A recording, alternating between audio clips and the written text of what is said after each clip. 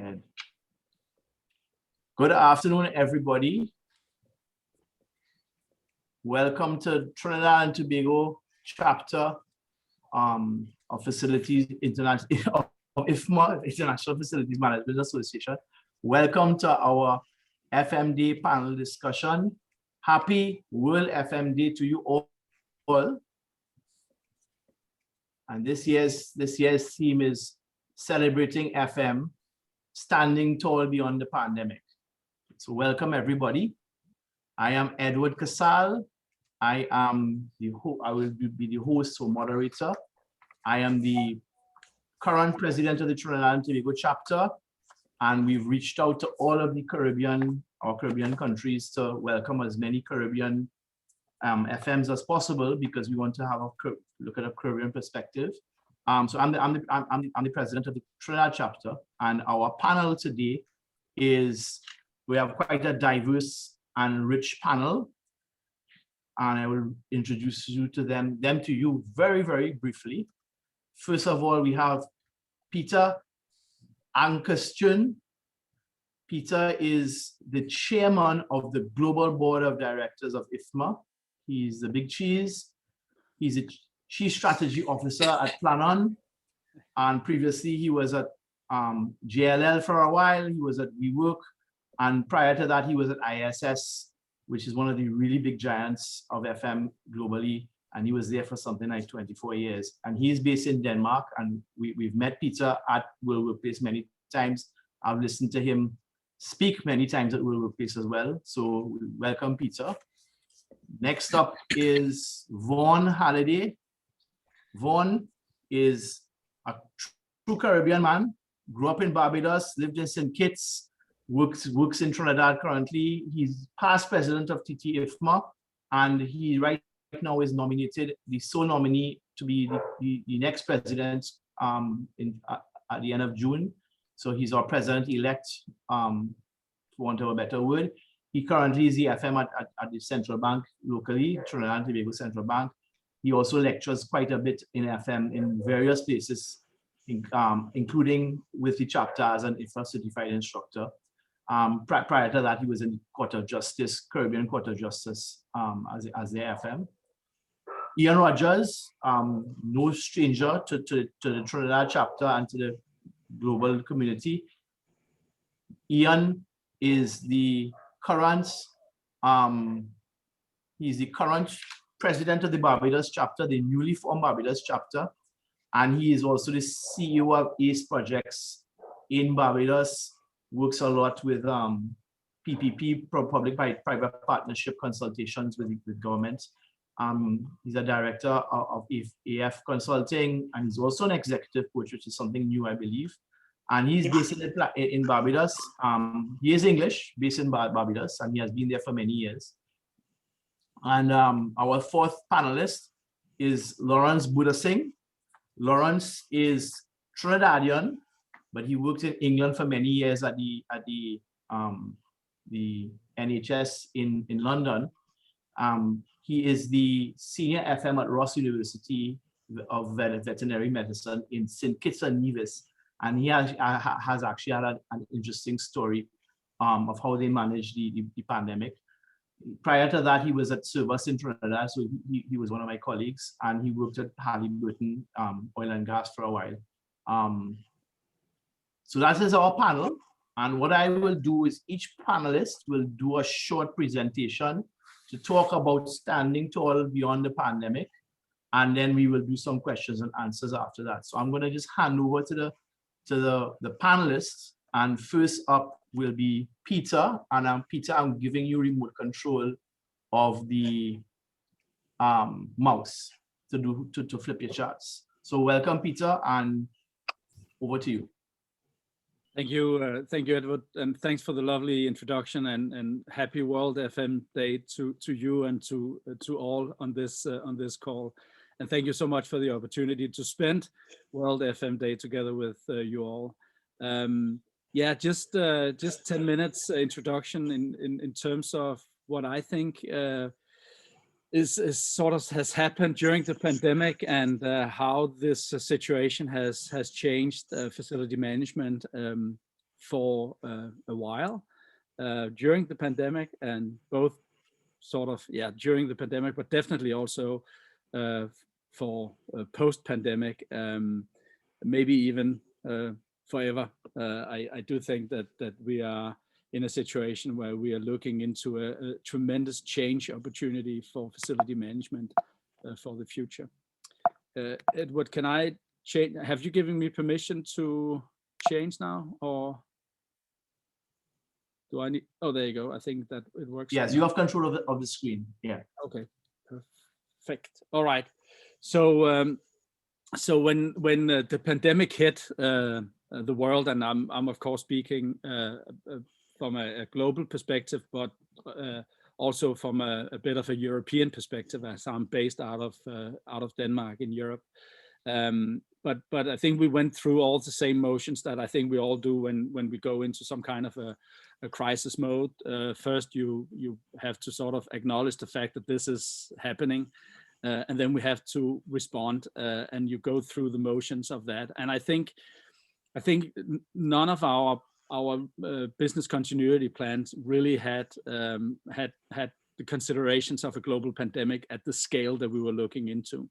So I think as facility managers, we had to respond quickly. We had to get people off our premises, go into some kind of a lockdown mode, and have people working remotely from home, and connected them into the business. And that required a lot of sort of on the fly changes, immediate recovery of how we could do that, and just coping with the situation. Then I think then we went through the sort of first wave of the pandemic. There was a little bit of space where over the summer, at least in Europe and in North America, where we sort of relinquished the lockdown a little bit, got some people back into the workplace, typically around 10-20% of the workforce that was back in the workplace. And then we went through the second wave, again, where most people went back into lockdown, and some maintained a very minimal occupancy at the workplace. And now I think we're in the middle of planning the re-entry in a little bit bigger scale, now that the vaccine is being rolled out and we can see that we are back more in control of the pandemic at the moment. Let's see if I can I change now? Oh, there you go. So I think the pandemic really provided an historical opportunity for facility managers. We have been front and center of the response, the recover, and the re-entry phase. We have had to deal with the people that were in the workplace. You know, even though there were small numbers, we still have to maintain social distancing and de-densifying the space. Increase the hygiene and sanitation levels, and making it visual, because people wanted to see that their desks and their spaces were actually being cleaned while they watched it. And they didn't really trust that we would do the sanitation during the nights or whenever you would do that before the pandemic. So I think, you know, a lot of people in the cleaning business have probably had a whale of a time, because, you know, we had simply to increase the cleanliness levels. More focus on health and well-being of staff, and then new digital technologies, especially around touchless ways of getting into the workplace, taking elevators and stuff like that, that provided that touchless experience to avoid cross-contamination.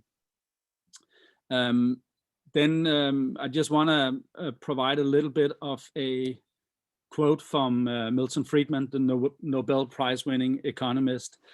He said, "Only a crisis, actual or perceived, produces real change. When the crisis occurs, the actions that are taken depend on the ideas that are lying around." And I think it's fair to say that the pandemic provided an opportunity for FM, because we have been really slow at adapting to some of the changes that is happening in the world around us, especially around technology. And what we have been through in terms of development, which has taken us 6 to 8 years, now during the pandemic took 6 to 8 months to implement. So all the change that has happened was forced upon us. I think there's not a lot of new stuff that has happened during the pandemic. Maybe some of the sanitation criteria has changed, but a lot of the stuff around technology, around workplace experience, around bringing people into small numbers, around creating that different workplace environment, working from home, working remotely. Those are things that we have been working with for the last 10 years, but now all of a sudden we just had to pivot, we had to change, and we have to adapt. And all of a sudden everybody was doing it. And as facility managers, we really had to change that setting. Then now we're in the phase that we need to begin to reimagine the future. We need to adapt our workplace to a post-pandemic world where a lot of the changes that we have seen during COVID-19 is probably going to be here forever. We did a survey at IFMA, we call the Experts Assessment. That survey said it's going to be around 33% of our workforce that's going to continue to work from home most of the time meaning 3 days or more as we go into that post-pandemic world that we are looking into, simply because it creates more flexibility. Some people like to do that and want to continue to work from home at a certain or at a given point at their work life.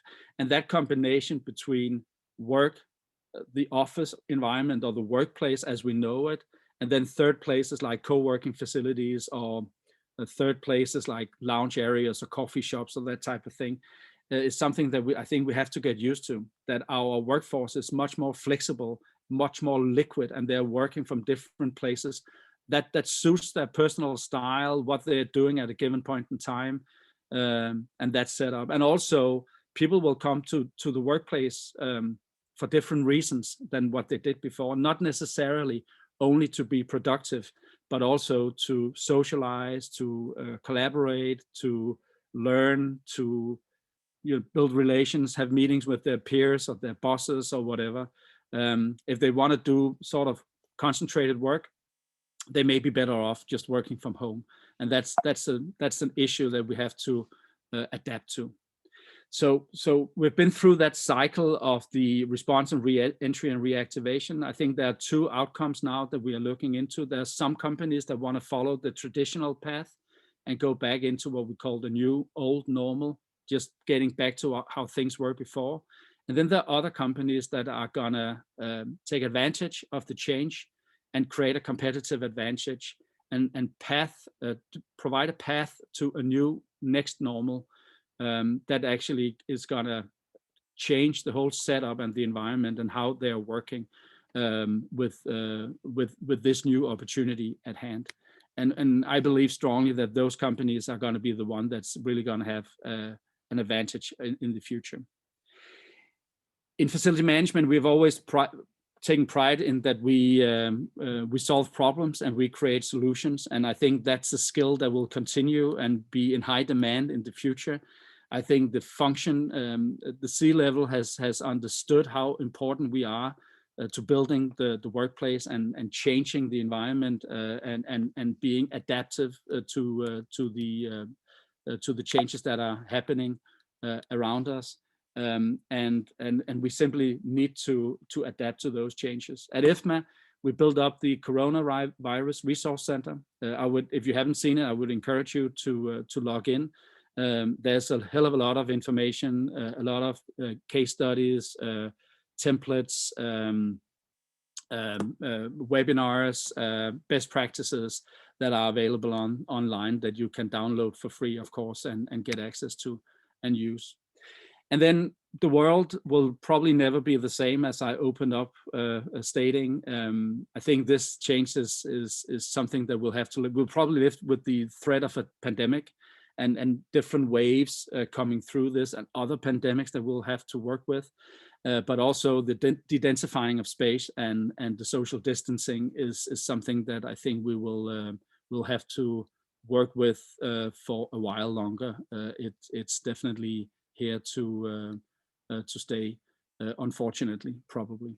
But it'll also force us to look more holistically at the whole notion around the work that we do, the workforce, and the workplace, and especially finding new collaborative partners in terms of HR, corporate real estate, and IT, and facility management have a unique opportunity to be the change enabler and the ones that are driving the strategic transformation that we're in the middle of here, to build these ecosystem that where we can bridge the gaps between all the supporting functions, and we can use FM as the facilitator of that change. So things and new words that we have to get used to is really hybrid working and the flexibility that lies around that, and then adapting to that next normal that I talked about just before. So thank you for your attention, and these are my sort of 10 minutes of input to hopefully an interesting dialogue coming up. Thank you. Thank you very much, Peter. I'm going to take back control of the slides now. Peter, thank you very much. A great worldview from an international perspective, and I mentioned to Peter that he showed that slide with the graph of the curve of going into the depression of change, and how it affects people from a change management perspective, and the new normal versus going back to the old normal. And I think that's so relevant to what we've been going through. And it's almost like treating what has happened, the trauma of psychological trauma was happening almost like a grief process. But how do we come out of it? So I'm going to move on now to Vaughn. I hand over to you, Vaughn, and I'm going to give you control of the remote of the object, so you can also move your mouse accordingly. And you need to unmute, Vaughn, to go ahead. But I'm handing over to you now.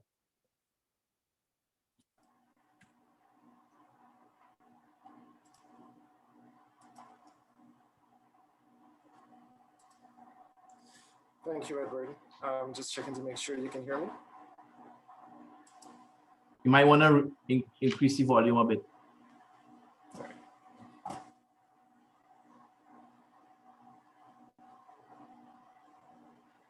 Oh, is this now?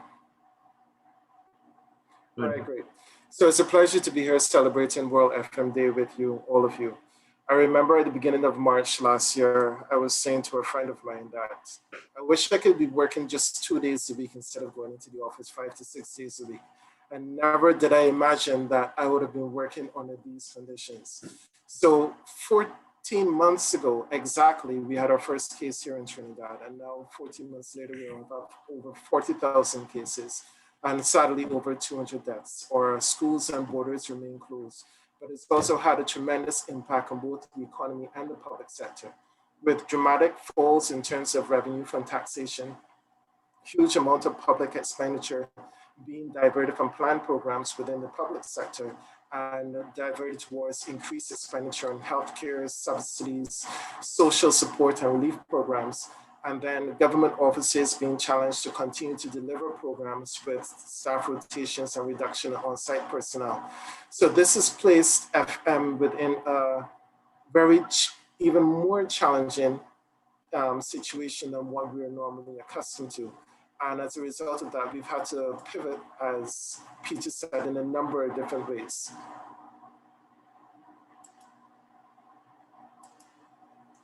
Right, I'm just jumping ahead of myself a little bit here.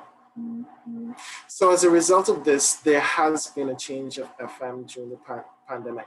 And I think this positions us as a perfect launchpad for the future, as well as the progression of the profession. Overall, it has moved us from simply being viewed within the Caribbean context as maintaining the facility towards a more strategic position of supporting organizational continuity and resilience. And what do I mean by this? Well, we're calling upon more than just putting physical pandemic protection measures in place. So we would have put a number of things in place in terms of the standard hand washing sinks, sanitization stations, etc., increased signage. But in order for organizations to continue and public sector services to continue to deliver the services that they've had to do, there's been an accelerated shift to deliver virtual services and self-services. Now, a lot of the tools would have been there, and a lot of these things would have been in progression. So take, for example, TT Connect. but the impetus that COVID-19 has put on increasing the expansion and increasing and expanding the capability of these resources have required us to further support these services in ways that we would not have previously anticipated. We also now called upon to support multiple flexible working relationships, working arrangements, working from home, flexi time, shift works, etc. And as Peter mentioned, that having that concern in terms of actually seeing that sanitization personally to give people that higher level of reassurance. So whereas before we could have simply had our janitorial team perhaps come in at 6 o'clock in the evening and have free reign to clean the facility, they now have to work our services around having persons perhaps on shift and working in multiple different time frames in which we didn't need to before. We've also been challenged to support the changes in the organization in terms of the footprint. A lot of banks, commercial banks, have gone through reductions in these spaces, consolidation of the branches or closure of offices or branches. And this has accelerated a move that would have started out of the global recession. And with COVID-19, you're seeing an increased drive towards smaller offices, smaller footprints, and consolidation of those services, and then pushing things more online. So overall, we are constantly being challenged to meet and support organizational changes even more than before in a very dynamic situation that COVID-19 has brought to the forefront. There have also been a number of changes in the workplace design and methodologies that we're required to support. So previously in FM, you would have seen a general trend in office layouts where we would have open floor layouts, kind of supporting that flattening of the organizational structure where there are no barriers between persons sitting across from each other in desks, sitting across each other at desks. But the whole intent of that was to facilitate open communication and more frequent communication among our peers and among our teams. Now with COVID-19, you want to see a bit of reversal of some of those trends where social distances and physical barriers are required in order to make sure that our staff remain safe while they're on our premises. We have to support more flexible working arrangements, as I mentioned before. So working from home, hotel or hot desking, shift systems. So again, with the change in the smaller footprint, you may have persons sharing desks as opposed to having desks solely dedicated to other persons and putting arrangements in place to support that. And then changes in equipment to go along with our methodology. So we're seeing a lot of shifts where persons are perhaps using laptops as opposed to desktops so they can actually use the same system to support working from home. And within that as well too, we're also seeing a lot of changes with demands for increased wireless services instead of wired services. And again, that whole thrust on the ICT supporting network to provide that expanded infrastructure to support either the organization's online services or that larger demand for persons working from home and being able to link into the organization. And as I mentioned before, we're increasingly challenged in terms of consolidating office space, reducing that footprint of the organization. But this also, I'm sorry, I seem to have jumped somewhere.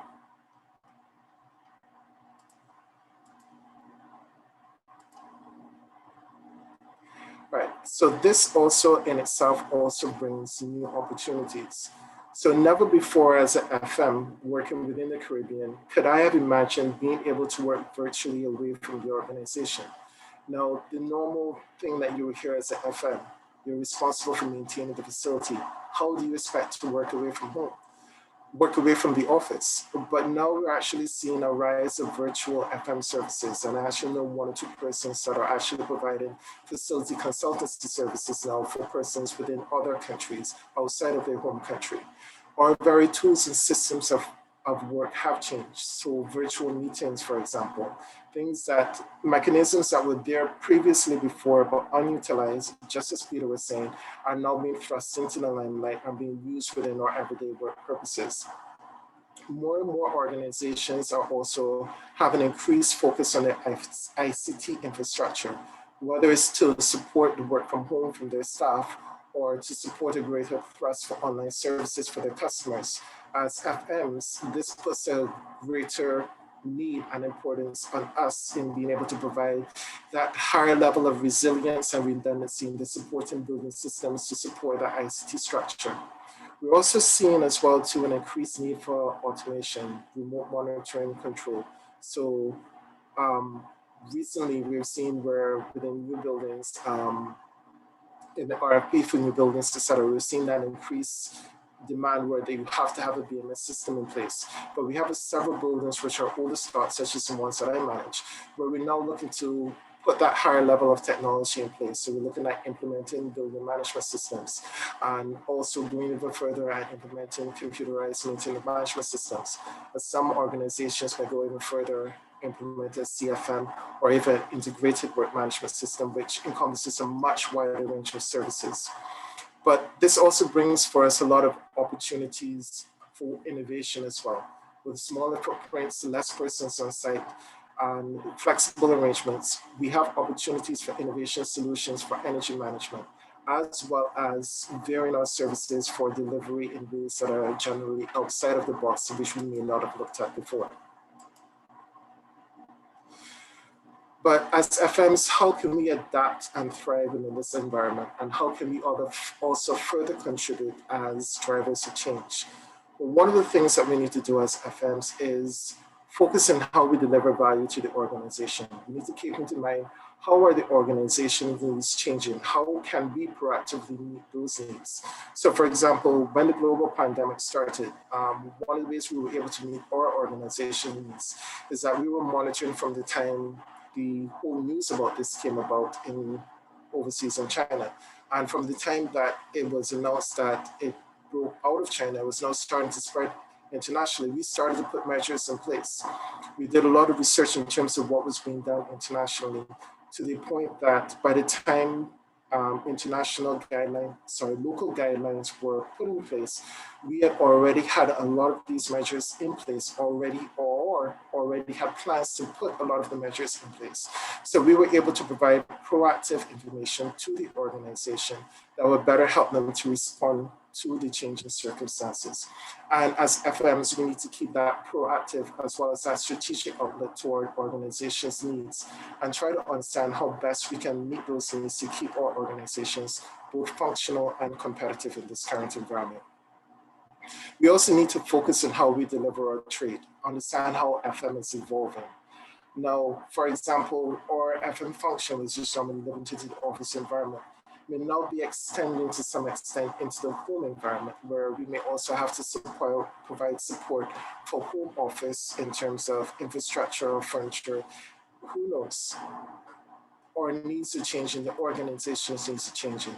And with work from home becoming a permanent fixture of many organizations, we may see some shifts in terms of the demands for our services. We also need to recognize where FM is going internationally. So for example, we have the launch of the ISO FM standards, and we have lots of new evolving technologies out there that will be able to better enable us to meet our targets and also to keep a safe and functional work environment.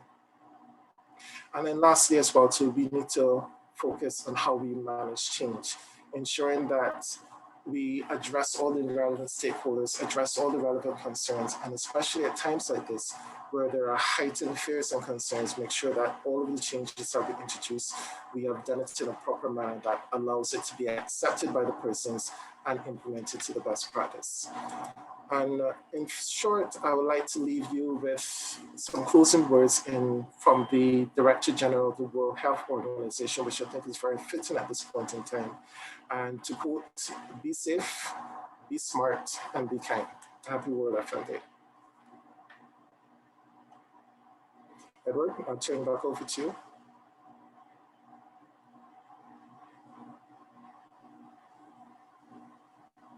Right. Thank you very much, Vaughn. I've taken, yeah, when I hand over the control for the remote, sometimes the mouse, it depends on who's moving the mouse. I couldn't get it unmuted. Thank you very much, Vaughn, for your insights there. Some of what we've been going through in Trinidad. And yes, the ability to use technology for organizations to toggle over is going to continue to be key And of course, FM plays a part in that, and has played a part in that, certainly in the pandemic. So I'm going to hand over now to Ian. Right, Ian. So Ian, I'm going to give you control of the mouse. And Ian from Barbados, over to you. Right. Thank you very much, Edward, and good afternoon, everybody. Coming from a slightly different perspective in Barbados, where the FM industry here is still in its relative infancy compared to where it is in Trinidad. We've got some good FMs here, and we are trying to get our chapter up and running. We had an initial launch a while ago, but it's been a little bit challenging to get the engagement going, primarily because of COVID and various other things. But we're determined to get the FM presence felt here and get the professionalism raised up the agenda for everybody to understand. Barbados has taken a particular hit during the COVID period because of 45% of the economy here is related to tourism. Well, there's not been much tourism, so a significant part of the economy here has disappeared for probably the foreseeable future at the moment, the way world travel is looking. So the government here is looking at ways to stimulate the economy, and they are signalling that construction is probably going to be a major leader in that arena. And you may think, well, what's construction got to do with facilities management? Because, you know, that's buildings and building it and getting it ready for us. I think facilities managers need to open their minds to being involved in construction, and the construction team need to be more open to the inputs of facilities managers in the construction process, and in particular the design. I mean, I have a feeling that one of the most important members of the design team is actually a facilities management consultant. And why do I say that? It's primarily because the FM consultant really understands what the building owner or building operator really wants from that building or facility. They understand how that building should be operated. They understand what needs to work in that building, what the adjacencies are for a building to flow correctly. They understand the main objective of that building and how it's used and where its pinch points are and all of that sort of thing. They also understand a lot about life cycle in terms of maintenance, how plant will last in certain circumstances, how fixtures and fittings and furnishings will work. And in today's post-pandemic area, they will be heavily involved in how that building operates in terms of space planning and various other things going forward. And as has already been previously stated, we are in a completely different world now in terms of how buildings could be used. I mean, the statistic of 33% of the workforce may not return permanently to the office or facility in the long term is quite a staggering impact, particularly on commercial office space, of how that building is used, not only in terms of the space, but also the investment side of whether that building is going to be utilized properly and whether it needs to be broken down into subdivisions. There's a whole host of things to come out of that statistic in its own right. But coming back to construction, the facility manager needs to be involved at the very beginning. I've been involved in a number of buildings where I've been at the design stage of a building, and it's been paramount when you've been developing larger scale projects to get the design right and at the very beginning. So as I said, the FMs need to be involved at that very early stage to make sure that the building can be operated efficiently, particularly if it's a specialist building like a hospital or something like that, where you've got to look at the FM from a perspective of how do you get waste out, how do you get linen in, how do you get food in without affecting infection control, for instance. And if that's not taken into account properly in the design, and it may not be a big hospital, it could be a clinic as well, there's a whole host of issues in terms of operating that building efficiently. But even in a normal office building, my favorite subject matter is a little thing of cleaners cupboards. Where are they situated? How big are they with all the equipment that's now needed to go into them? Are they safe from a chemical storage point of view, etc., etc. So an FM really understands where those things need to be for the most efficient use of that building. Security systems and things like that now need to come into play in an even more paramount situation. Then you look at space planning and optimization for flexibility, which is now becoming key. How do you make that building much more efficient in terms of flexible workspace? And how do the organization's requirements now impact on the design of a building? So there's a lot of things that an FM can be the main bridge with the operator or owner of that building and the design team to make sure that it is actually designed in an efficient way.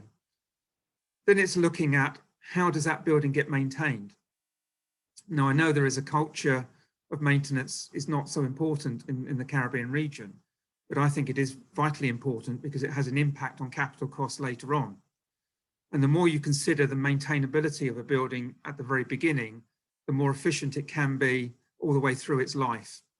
So we need to look at whole life cycle costing, whole life cycle analysis, which may have an impact on the capital cost at the beginning of the building, but it will have a massive impact in terms of the overall running costs of that building through its life.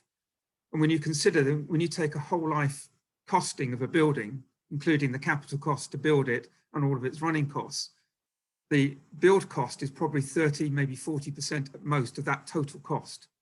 There's another 60 or 70% of costs over its life that still need to be considered. And it may be higher in some buildings that are simpler to build. Now, an impact on building could have a significant impact on the operation of that building and the cost of running it in terms of maintenance. You know, if they put cheap equipment in, you're going to be replacing it more over its life cycle. You could be putting less in energy efficient air conditioners in, and therefore that has an impact on operational cost for energy use. All these sorts of things need to be looked at, and cheap in construction could have an expensive long-term, long life impact on the building. So I think it's vital that the FM industry really embraces construction and gets involved in construction from an early day so that we get a better built environment long-term. And then just briefly in terms of what's happening in Barbados, if I can get the next slide on. As I said, government is really pushing forward for construction, but government have had to look at a number of things because we've had a double impact here. Not only are we still reeling from the impact of COVID and what that means on the built environment, but over the last month, we suffered a significant ash fallout from the Le Soufrière explosions in St. Vincent. And on the 9th of April, we had a significant dump of ash on the island, which just coming out of COVID was a significant blow to all the buildings here. Not only were we trying to reconfigure the buildings for cleanliness and everything else, but now we're looking at how do we clean and maintain buildings with this ash outfall. And although the volcano has stopped erupting, that ash is still in the atmosphere now, some 4 to 5 weeks later. It's still falling out. Every day I go home, we have to sweep the balcony because there's another fresh layer of ash come down because it's constantly being turned in the atmosphere. And that's having a significant impact on the buildings and how they're maintained, how they're cleaning, the extra cleaning, the impact on air conditionings in terms of the bearings and the filters and everything else. So there's a number of things that the FMs need to be involved in, and it very much is keeping us on our toes and how we interact with those buildings. As has already been said, we've already had the impact on COVID and how we manage those buildings from a sanitization point of view, an access point of view, cleaning, etc., etc. So this has all kept the FM on its toes and will continue to do so for the foreseeable future. So therefore, FMs have to be open-minded. They have to be flexible, which is what we're taught to do all the way along, to be able to react to all of these sorts of situations that are occurring. I mean, as an example for what's going on in buildings, the government had announced for the civil service here a flexible working arrangement for all civil servants. So they have 4 choices now as to how they can work as individuals. A compressed week, which means they can either work 4 days instead of 5, but in an increased hours, or 9 days over 10. It could be staggered hours, So you've got some people coming in at 7 o'clock in the morning and leaving at 2, some coming in later in the day, etc., etc. Completely flexi time, so people are coming and going to suit their own personal needs. And then you've got telecommuting and home working, which means there's a pressure on the infrastructure from an IT point of view and all of that sort of thing. But that dynamic in its own right, from an FM's point of view, is a complete nightmare, because how do you know who's in your building when? From a security point of view, from a fire escape point of view, you know, if you've got an emergency, how many people do you know are in that building at that time? How do you count for that when you've got people coming and going all over the place? Whereas one time they used to come in at 8 or 9 or what have you and go home at 4 or 5. That's gone. You know, we've got this complete flexible working scenario now, which means we've got to put in systems and controls to know what's going on in that building and how it's being addressed. And then as already has been mentioned, that's then got an impact on space utilization and use of that building, has an impact on the energy use in a positive way, but not unless we're proactive in terms of how we deal with that. And it may be the buildings are not designed to be shut down in proportions. And they may not be automatically set up to deal with the longer working hours that inevitably are going to be had in that building. That could impact on when FM cleaning is traditionally done. So it may be that the cleaners were traditionally coming in at 5 p.m. Now they may not be able to come in until 7 p.m., which may have an impact on cost. So there's a whole host of things coming out of this, which from an employee point of view is great. I've got flexible working, I can do what I want. But from an FM's point of view, it generates all sorts of issues in terms of how that building is operated.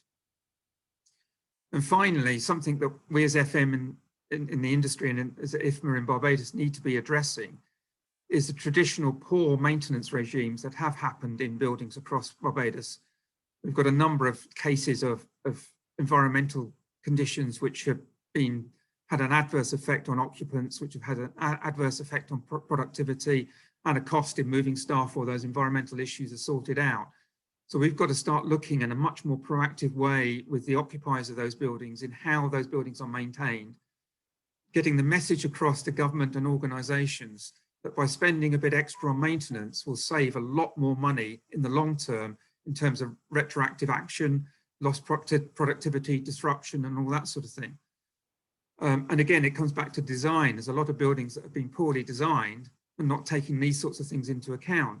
So again, there's potential for retroactive redesign and fitting of these buildings, retrofitting of the buildings, which the FMs need to be heavily involved in. So in summary, FMs need to look forward and plan and anticipate a lot more than ever has been the case. Yes, we've always been the flexible friend, if you like, to have all the issues dumped on us to sort out. But we now need to be a lot more anticipatory in terms of how we look at our buildings and how we work with the occupants much more.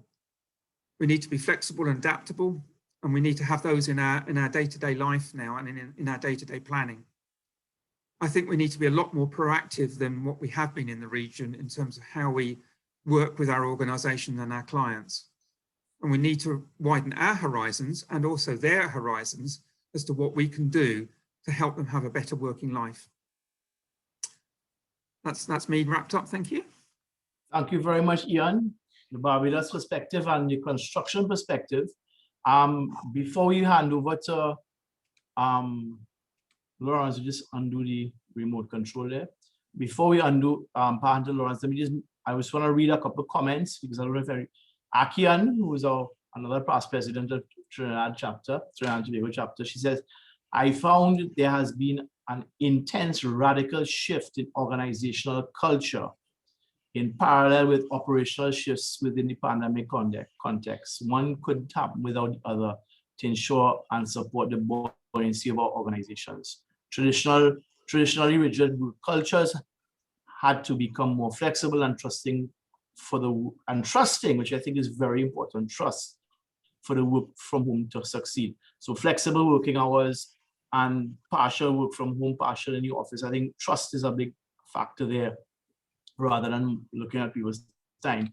And then Desiree, I think I pronounced it correctly, says, let me get it properly there. I certainly agree with Ian. FM as a key stakeholder during building, design, and construction is critical, as some of the challenges experienced on maintenance can be averted had design had key functionality and maintenance in mind at the front end. And that's an excellent point.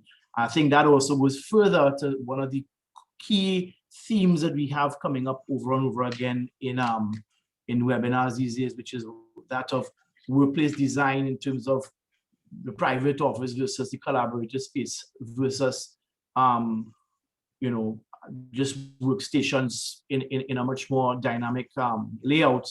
And as Peter alluded, we're not going to go back to the way we did things before. All right. Josan says very forward thinking, especially with respect to CapEx spending to include FMs.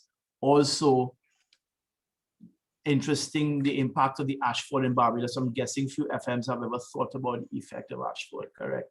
The ash, when water hit the ash, it became like concrete. So it clogged gutters, it clogged waterways, and it became a real problem.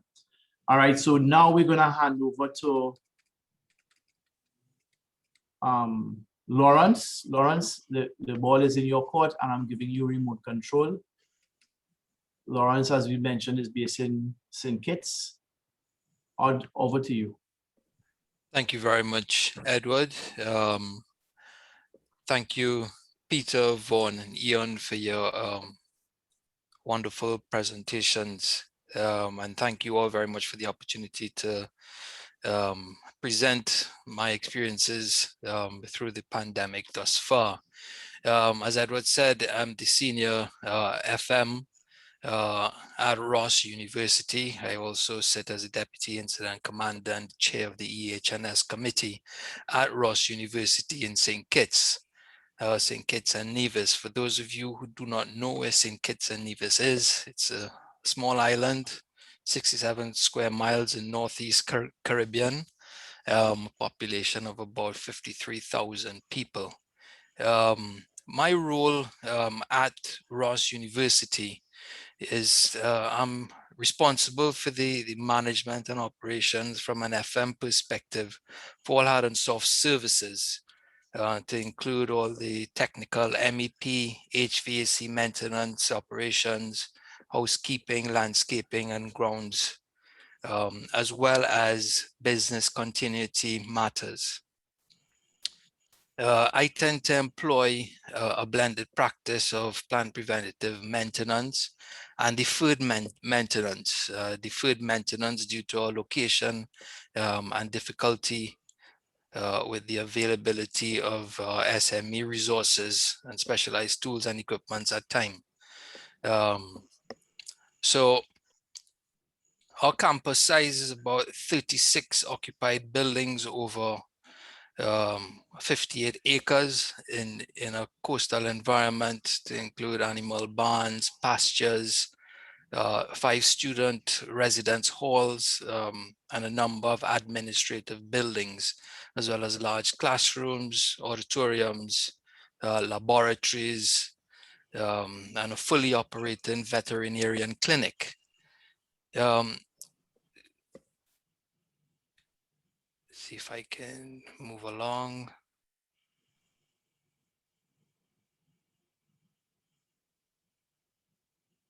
There we go. So focusing on the change in FM during the pandemic, one of the things that we really had to focus on was our leadership strategies, and the training to engage our FM teams and all the other operational teams on campus. It was critically important for us to demonstrate our gratitude to our teams during these trying times by indicating our obligation through involvement of more motivational activities with the teams, more direct management and engagement to demonstrate our true appreciation of our team's crucial input that has contributed to the FM team's successes, particularly in light of the financial constraints, such as reductions in funding for overtime and extra working hours, reductions in the amount of available resources for purchasing tools, but extra tools and equipment and all of that. Additionally, extra focus was placed on working with our EH&S functions to deliver more hands-on training for safe work practices, to ensure that all the colleagues that are preparing our campus for full occupation return to their families safely every day. Another key aspect is the amount of energy savings that we were able to impact with the organization. As a result of reduced on-campus occupancy, we were able to have significantly lowered HVAC, electrical, and water consumption rates, resulting in huge cost savings and demand on the main utility.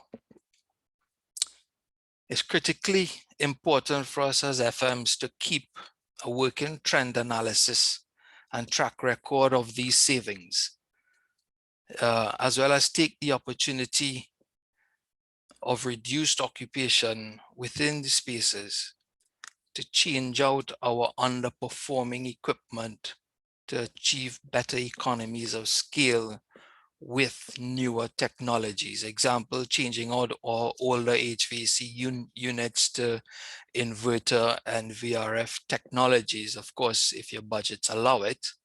And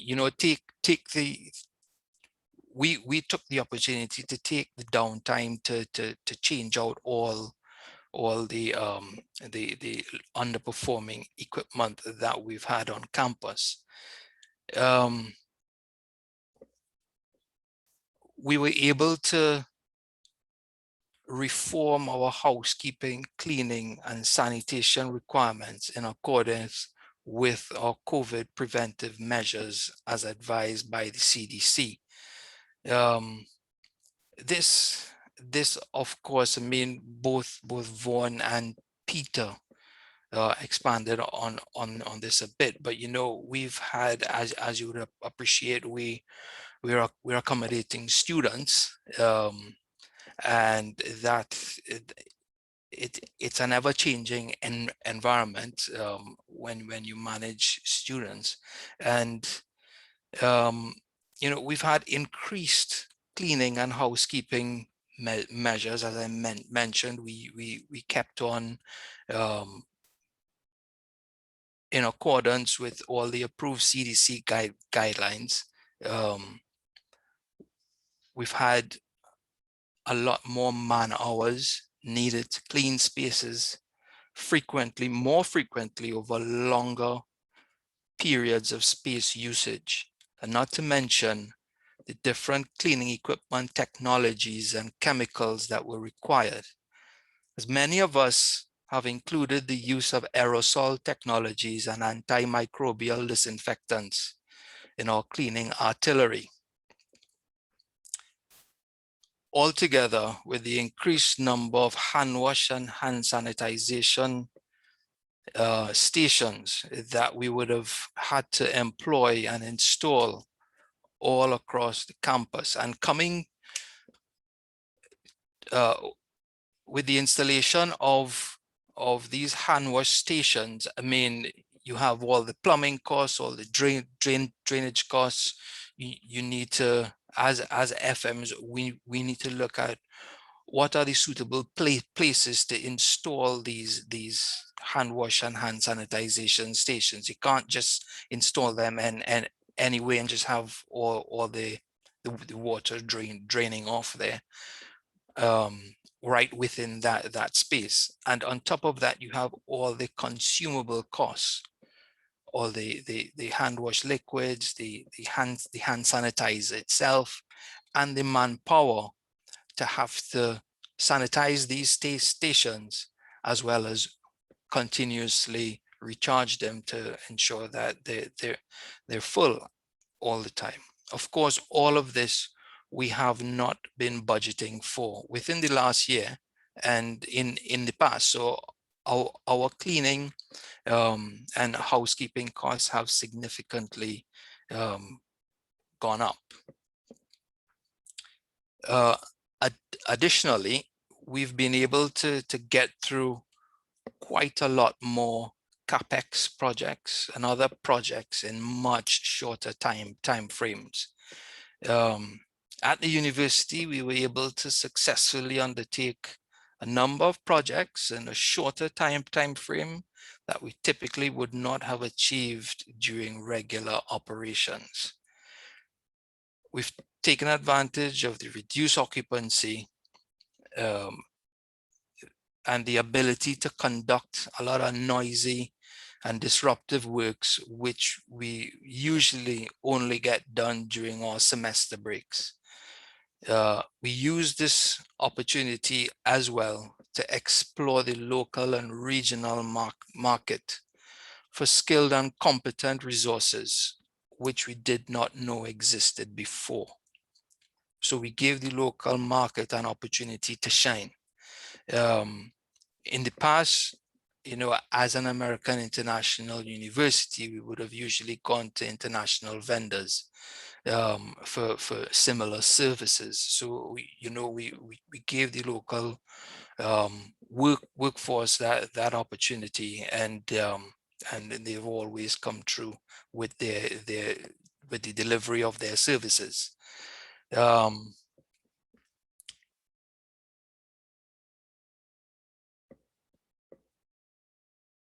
Right, as we move along, we've had some fundamental changes in the workplace design and work methodologies. Our key achievements, I would say, as a university, from an FM perspective, from a complete operations perspective, I mean, as a university, our business students, right? And we needed to get our students back on island to continue with their qualifications, and we were able to successfully return over 1,000 students, right? Over 9 cohorts. As mentioned before, we do have residence halls on campus, and we were able to return these students in a safe and managed quarantine environment, converting these residence halls into a government-approved quarantine site. This process was meticulously managed because it involves safe travel of each of these students from their homes through their international airports directly into St. Kitts. I mean, I'm sure that, you know, in a COVID environment, that you all would appreciate of how difficult that would be. And you know, these students got here safely. We got them through to the residence halls, the islands, quarantine requirements. It's a 14-day quarantine at the residence halls. You know, we've conducted all the relevant PCR testing and all the evaluations before the students can enter the community.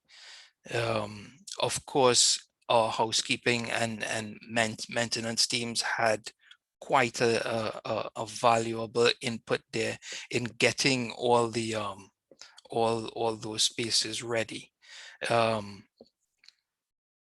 We were able to focus on better communications and stronger relationships with the government, as we worked on getting these students back. And also it was important for us to build the confidence of the local public. And quite fortunately, and through good experience and good management, we've been able to have a 100% success rate thus far.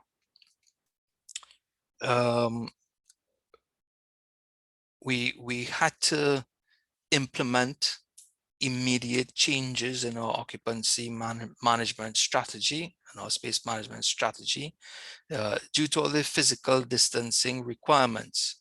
There's been a significant reduction in the use of all the auditoriums, labs, classrooms, as a result of all the guided practices. And for COVID-19 prevention, and all our lectures were delivered virtually, and all the online teaching technologies that existed were put in place, and all our campus educational instructions continued virtually. This offered opportunities for more on-campus study spaces for students that may not have had all the required study amenities in their apartments or homes.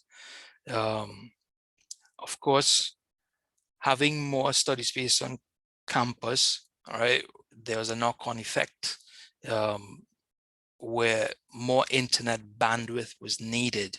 And of course, that drove the need for more access points across campus in order to meet the needs for all the students for our on-campus study. The FM team worked closely with IT to have these issues addressed. And so we were able to skillfully create all these extra study spaces, both internal and external. Right. On the flip side of that, as it pertains to faculty offices, we've had to split faculty offices that would have been shared by 2 or 3 persons before.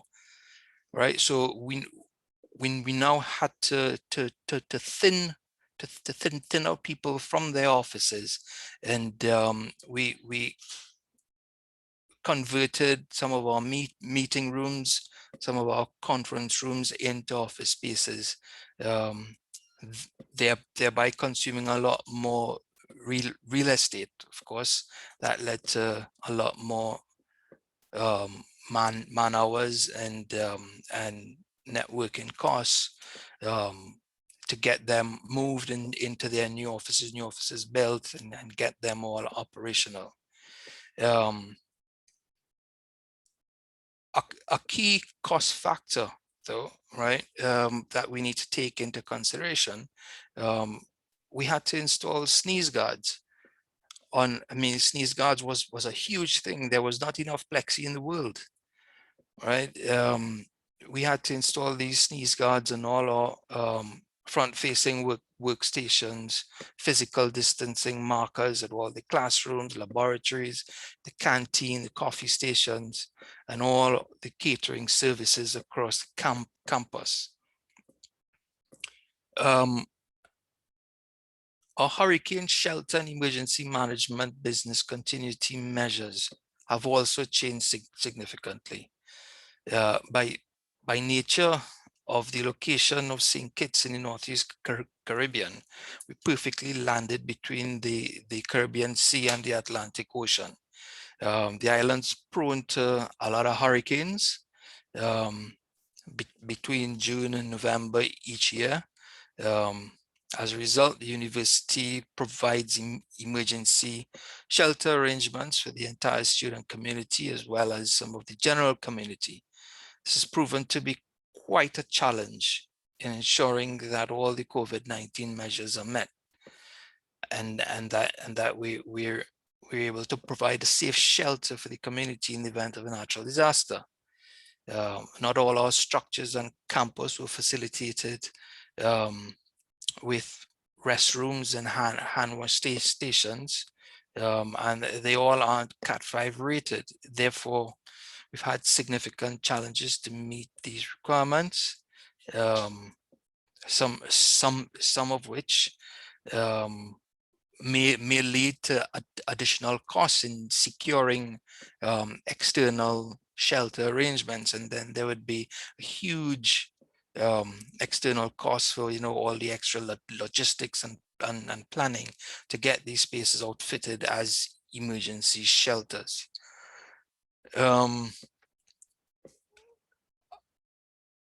Another key factor that we experience now, with all these requirements that we've put in place, we've come up with sign pollution now, because there's a sign at every hand wash station.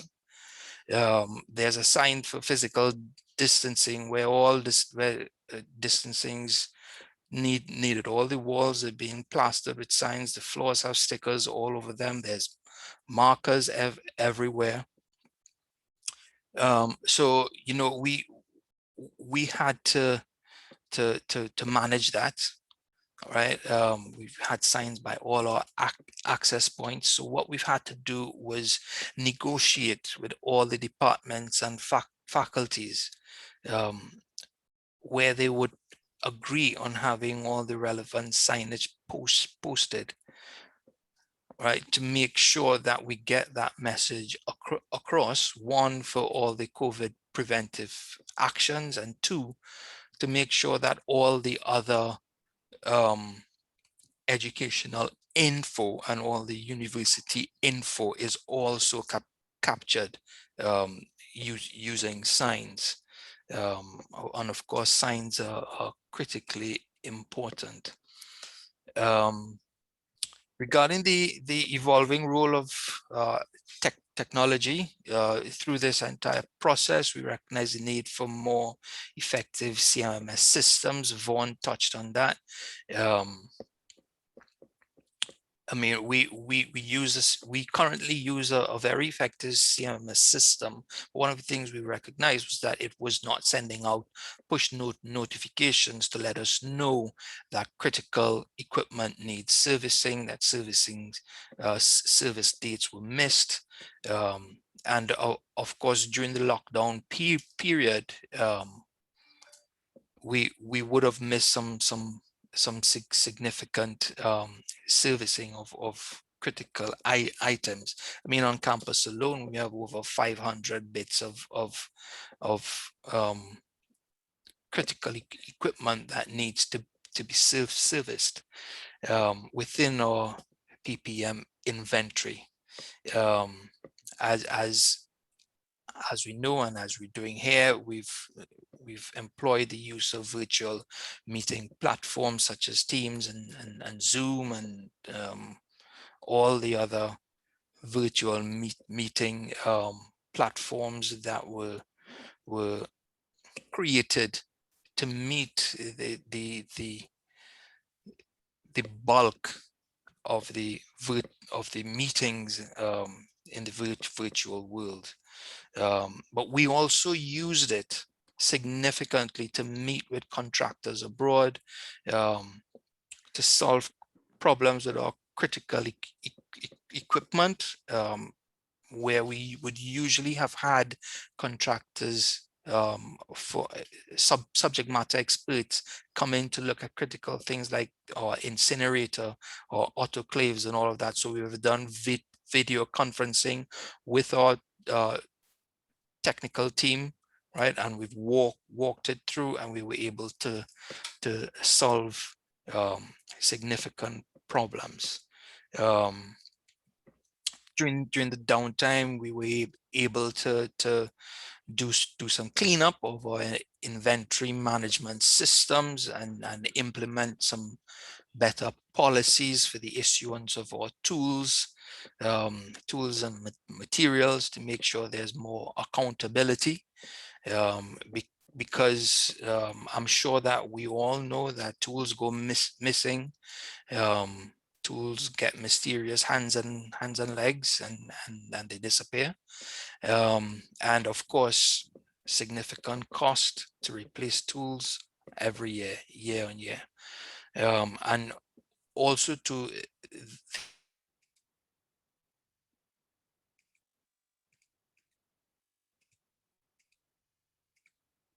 What, guys, hold on. Trying to get him to unmute. there we go. Am I Right. back on? Hello? Yeah, Lawrence. Yeah. Okay, yeah. The downtime has enabled us to have a better tools, a tools management and complete inventory management system. We've touched on the improved use of technology and automation. A big example for us, I mean, I don't know how many of us manage wastewater treatment plants, but you know, during wastewater treatment plants depend on particularly membrane bioreactor plants. They depend on a lot of sewage to keep alive, and during the downtime there was a lot less sewage. So of course those plants, those bioreactors, the membranes within them, they failed, and without the automation at the time, it led us into significant cost and downtime. We had to turn the plant back to a sequential battery reactor, which is essentially a very large septic separation system, and it cost quite a lot and took quite a lot of energy for us to bring it back online, not to mention the amount of money it costs to get all those the aerators and the blowers and all of that back to island and get them all commissioned. If I were to move along to you know, how do FMs, how should FMs adapt and thrive within the environment and act as drivers of change? FMs need to be good listeners and great communicators. We need to listen and actively communicate with our teams, to our stakeholders, to our building occupants, and to be able to think quickly in finding quick, economical and workable solutions, as well as, you know, to be adaptable in an ever-changing environment. We need to employ dependencies on technology and automation for optimum building operations. Make sure CMMS systems are delivering what we wanted to deliver, for us to trend that data, make sure our BMS systems are working, that it's sending out our push notifications, making sure SCADA systems are working, so that we're able to make responsible decisions and implement routine plant physical equipment checks, using checklist systems as well. And I think one of the key things that I would have learned through this entire through the last year was to give better recognition to our competent and local internal resources, and giving our colleagues the chances to shine, and be accountable for their input. Let our teams know that we appreciate their hard work and diligent contributions, and how it in turn feeds into the organizational success. Right, and I'd like to close out with a quote from Braden Douglas, quite similar to Peter's close out. You know, in times of crisis, leaders need to focus on the 4 C's: keep calm, clarity, communication, and consistency. All right, so that's it for me. Thank you very much.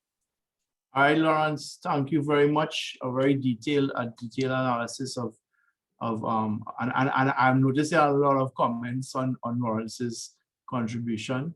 Some and I don't want to, I'm not going to read all of them because there are many, but one of the things that came up with, we talk about, we never expected lack of use to be a big issue with equipment. So how do we use that going forward? So thank you all, everybody. Everybody made very useful, very valuable contributions in different ways from different perspectives. And I wanna open up the floor to questions and comments to either to particular panelists or general questions that you may have. And Giselle may also jump on here.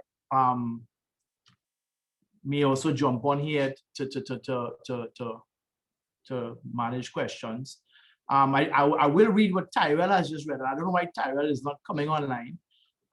Maybe his voice is hoarse because he was just speaking at another chapter meeting. Tyrell says it's truly amazing that we had this level of experience being transparently shared in our region. Kudos. Oh, he's just saying thanks to us. I thought he was talking about the experience over the last year. Kudos to the presenters and the organizers. COVID has brought our collective best as FM. I agree with that completely. We're separate but together. Truly honored to be among you. Happy Will FM Day. Thank you, Tyrell, and I hope you will come online and actually ask your question. Giselle, you have some questions you wanted to raise? Yeah, man. Thanks, Eddie. So once again, thanks everyone for your great input so far. Just one question to get the ball rolling, and it's for anyone willing to answer it. What would you think, as some of you alluded to it in your presentations, but what would you identify maybe as some of the new skills that facility managers need to take on? Because we're talking now beyond the pandemic, right? I mean, I know it's not over, but we know we've adapted, we've been flexible. But what are you seeing as some of those new skills that facility managers, maybe improvements on skills that facility managers need to take on going beyond this pandemic? Thank you. There's one thing that Lawrence mentioned that I'd like to touch on, and I think is part of something that we really underestimate, and that's the human impact of the pandemic, especially on FMs, as we are that essential function when a lot of organizations have closed down and their staff at home. We are the ones that are still there, and it really does take a human toll. And Lawrence mentioned on that a couple of times within his presentation when he was speaking, in terms of recognizing the human element, having that level of encouragement and that level of constant support. And for me, that's one of the things that struck home as I've seen the challenges that some of my staff have had and challenges that I have had personally.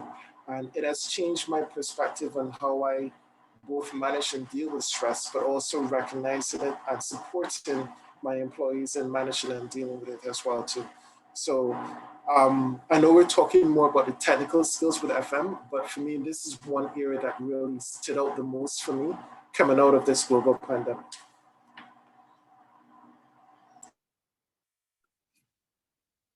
I can echo what Vaughn is saying, and I also some of the points that Lawrence was making. I think for facility managers in general, I think we need to move out of our comfort zone, which typically lies in maintenance for a lot of us, at least.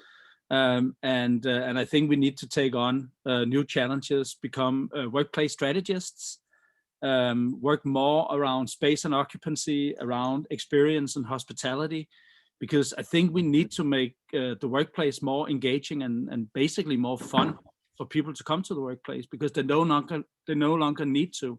But I think to Akian's point that she was also making in one of the comments, I think the whole idea and issue around corporate culture is absolutely critical.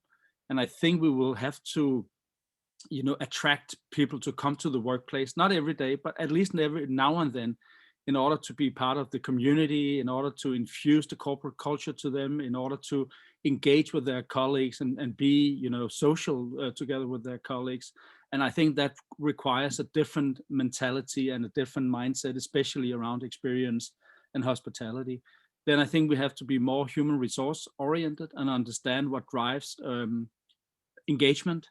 And then finally, I think we need to be change enablers, especially around anything related to IT. I think there was also a comment from Richard Gunpad around BMS systems and how you can drive that connectivity around virtual engagement on apps. And I think there's a lot of BMS providers, IWMS providers out there. They're now also supplying an app, an engagement app, to go together with the IWMS platform. And from a facility management point of view, that's just excellence, because then we have all our data in one repository around our IWMS system. So everything related to maintenance, building occupancy, all the financials, all the data, all the analysis, but also all the engagement with the users of the building in one system. I think that's definitely the future, and I think we can drive that engagement. I tend to agree with you, Peter, that technology is probably, certainly in this region, something that needs to be embraced a lot more, particularly on IT systems, CMMS, BMS, all those sorts of systems which currently are not used overly extensively, and certainly in Barbados, partly because buildings are a lot simpler here, but there's still a place for that. But it also goes back to my earlier presentation in construction. There's a lot of technology now being used in construction design, which has a big impact all the way through to the FM. And in particular, I'm talking about building information modeling and how that system can capture the asset data at the very, very beginning. And again, the FM needs to be involved in that to make sure it's structured correctly, so that what comes out at the back end of the model when it's built is usable asset management data that can then link properly into the planned maintenance systems and everything else. So you've then got a seamless handover of all the information from design and construct into the FM system, so that you're not scurrying around, what are all the assets, what are they doing, etc., etc. The FM's had the ability to take that asset data out of the design model and work with it properly, knowing that it's a fully robust set of data. And then putting in all the right controls, including BMS and CMMS and IWMS and all that sort of stuff, to make sure it all works. So I think the embracing of technology is the way forward, because that helps to make us a lot more efficient as well. Yeah. I will add to that bit that and I'm gonna some Colvin Peters made a point about in the chat about change management and empathy, human relations. Now, change management as a discipline has become, something people train for. There's systematic methodologies behind change management and about getting rid of or overcoming resistance to change and helping people to change.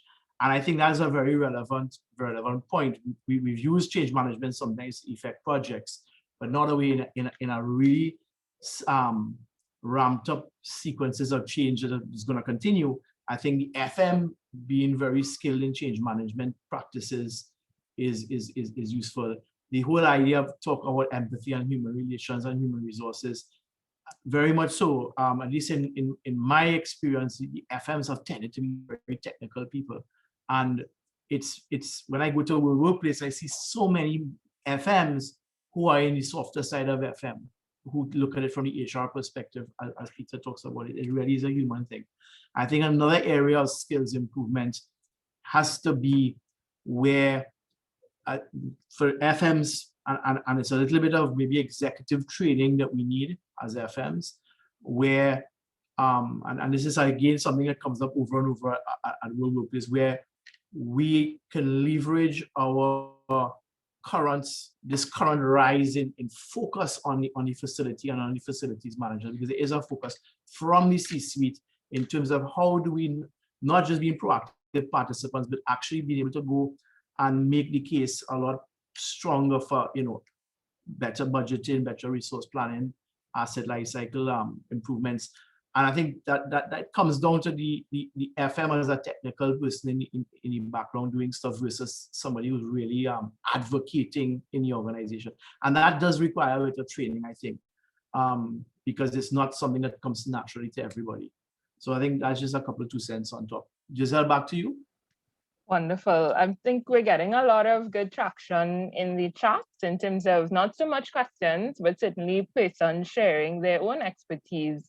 And I think to Tyrell's point, it's very cool that we have actually I would say a whole meeting of experts, right? And able to share that with everyone here. It's very rare, right? Just one other thing, I think before Gassetti, you wrap up, would be how do you see us making the field of facility management more attractive? We've sort of floated that word around before in terms of building FM as a career and stuff, but certainly with the pandemic, how facility management is seen is really this very critical. It's always been, we know that, but to the rest of the world, we are the best kept secret.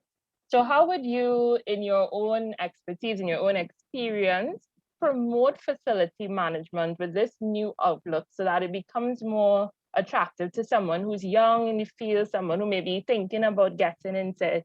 What would be some of those key, I guess, takeaways or words of advice that you would give them? Because I think it's always good for us. So if we're talking future, we need to talk future resources and future workforce as well. I don't think facility management has never been sexier than it is currently. And we need to make sure it remains sexy because the pandemic has actually helped us a lot. It has brought us at the front. We have become much more visible. I think the C-suite understands the value of facility management much better than it did before COVID-19. So I think we have the momentum at the moment, and to your point, Giselle, I think we just need to keep that momentum. And the more we talk about the things that Edward was also talking about, change management, HR, how the whole built environment connects to the business strategy of the organization that we serve, the more we'll be able to attract new talent into the business. We need to make sure that we use our fantastic foundation that we have built through 40 odd years around maintenance and our technical capabilities, but we need to build on top of that. So we don't stay in the boiler room, but we get access to the boardroom instead. And I think if we can do that successfully, and I think we're on a way to do that, especially in COVID-19 in the COVID-19 setting, I don't think we'll have any problems attracting new talent into the business. But it requires that change of mentality that Edward was also talking about. Absolutely. If I were just to piggyback on what Peter mentioned, I mean, now is the opportune time to start that education process for all the new talent, because we kept the world going. We kept the business world going. Because without us preparing facilities for reoccupation and working with all our cross-functional operations like IT and human resources and all these teams to get the workplace clean and ready and in a continuous state for occupation, for safe occupation, things just would not have happened, and we wouldn't be where we are today, sitting down having a nice Zoom call. I think engagement needs to be on two levels. One, I think it needs to be right at the very beginning of potential people's careers in terms of the schools and colleges, and making them understand what FM is all about and how it benefits society in the way we've all discussed today. But certainly in the Caribbean region, I think it's also making organisations and particularly government aware about what FM does and the contribution it makes to society. And without that buy-in at senior level, you're not going to get the traction at the beginning to bring people back into or get people into the industry, in my opinion. Because until you get the profile of the industry raised right up at senior level, why will people come into the industry in the first place? I'd like to echo all the comments that I've made straight from Peter, and I agree that FM has never been sexier than it is now in terms of the profile being raised and persons understanding the true importance of it to the organization. But I think the answer to your question lies in the hands of every single person that's actually attending this webinar and involved in the FM. We need to continue to push that mantle in terms of marketing our profession, continue to make persons aware of the strategic importance, continue to be proactive in terms of demonstrating our value to the organization. And if we continue to do that, along with some of the measures that Ian would have just mentioned, we will change the image of FM in terms of making it a much more attractive and respected profession. And that in itself would attract a lot more people to come in, especially the younger generations.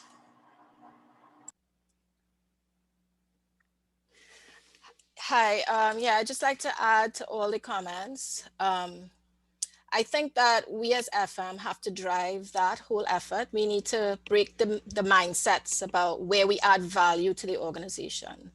I'll give you a specific example. I work in an international school, so I'm from what Lawrence has been relating is totally in line with what I've had to do in my workplace. But I've found myself seeing the gaps. You know, we kind of see things coming before they come. That whole crystal ball thing that we have going on, I don't know where it comes from, but I have found myself in a position where you see the gaps, you see where the shortcomings are in your organization. For me, we've we've lost a lot of enrollment. So a lot of teachers have been repatriating. And I'm leading as a teacher, a service learning class. Because of that, I'm able to infiltrate that whole mindset of what we do as an FM to make the school run. And we have a lot of the students engage in the process of setting up the whole hospitality thing Peter was talking about, and creating a space where the community could still come together within the pandemic, and using the students in the school to drive that. So there's a lot we have to do because nobody else can do it. Nobody can relate to what we do better than us in terms of breaking that mindset of where we add value to an organization. I'm talking to my director about how can we run a parallel online school as a permanent feature as an additional stream of income. So don't be afraid to raise your voice where your contribution could add value and could solve the problems within your organization. It does not have to be strictly in the context of FM, right? Okay, thanks. Yeah. That's very valuable. I like the concept of service learning. I mean, we as a chapter, if we look back on the last year and a bit, we never had anything virtual before. We always had these chapter meetings in somebody's office or facility tours and so on. And we very quickly moved towards having webinars, more not so much to discuss chapter issues, but just to educate and to talk about the most of it was COVID related webinars where we just talked about how to manage. I remember we did one very early on about HVAC and we teamed up with ASHRAE to do that. And but we also very quickly toggled or pivoted, as we say these days, to our training programs. So we do the FMP training program and we do the Essentials of Facilities Management training program. And that was always done in-house live. And we had one schedule for May last year. And we very quickly toggled and said, let's go on to Zoom. And what we realized is that we were toggling as fast as if my international was toggling, because when we were almost ready to start our classes, they said, hold on, guys, you guys need to get special training for this. So we very quickly, I mean, like 2 days before the class, did the training, signed a new license agreement, and off and running. So I think we were one of the first to be on that platform, as I think maybe Boston. And since then, we've had, at least for the first year, we've had a significant increase in demand for training courses. We recently just had to postpone one, I think, because now people starting to hurt in the pocket from the pandemic, so they've been more cautious. But we've seen a big uptick in the demand and interest for the courses, which also kind of fuels the whole thing about the whole perspective of FM in the region becoming much more prevalent. So yeah, I mean, even as a chapter, we've had to adapt and switch and change. And again, we're now looking at how can we do things completely different and from a much larger perspective because of virtuality, and not necessarily, even though we as FMs like the physical environment, but we know we have to also embrace the virtual world. So take that all the way through. So I think that we've been on for an hour and a half, and I think that's we've heard a lot of perspectives and had a lot of interesting conversations. And I think maybe I just ask everybody just for a very quick 1-sentence closing comment from the panelists. Peter, and then we'll wrap up. Peter? Hold on, I think you're on mute. Right. That's the headline. That's what that's what we have heard so much at the moment. Yeah. This has been a great discussion and a great debate and some really insightful presentations from the other panelists. So I appreciate this. I mean, my final words will be, as I mentioned before, I think we have the momentum.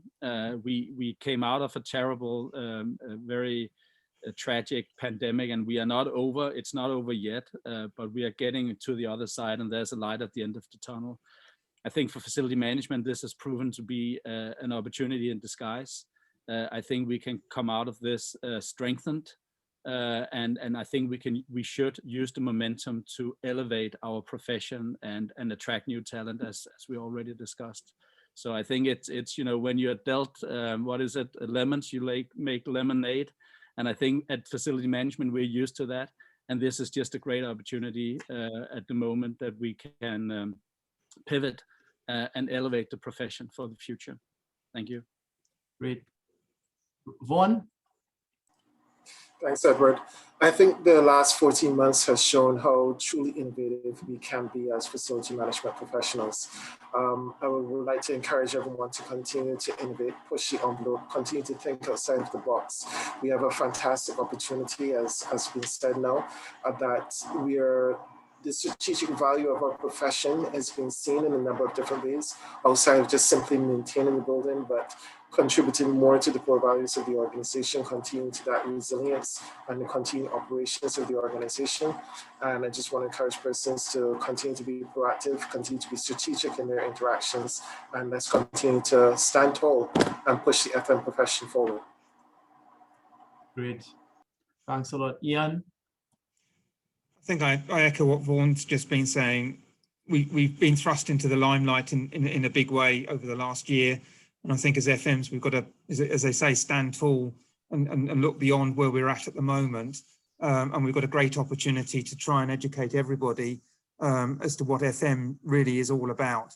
In the pandemic, they've probably seen a small element of what we're truly capable of, in my opinion. But we've got the visibility, we've got the limelight. We need to really capitalize on that now, particularly in this region. Great. Lawrence? Right. Well, I would just like to close by saying, as FMs, we need to continue to be effective leaders. Let's continue to listen to our stakeholders. Let's listen to our buildings. Let's see what the buildings need, and let us continue to serve the occupants of the buildings. And for those of us in service at FM, let's continue to contribute to what our organization's core mission is, and we need to keep the focus on that, as well as keep all the requirements of what it would take now to create a safe work environment for everyone that uses the buildings that we manage.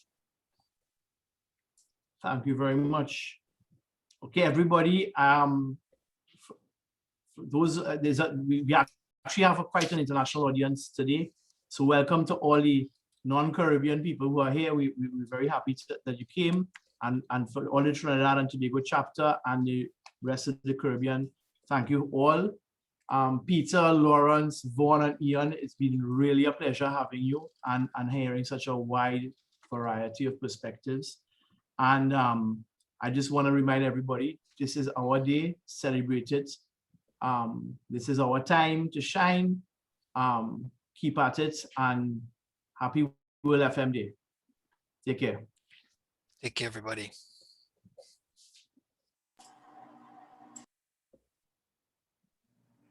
Hi, all. Hi, Jenny.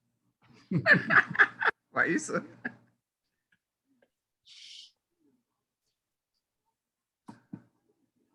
Take care, everyone, and enjoy. Happy FM Day. Happy FM Day, Christian. Thank you. Thanks for coming. Happy World FM Day. Bye.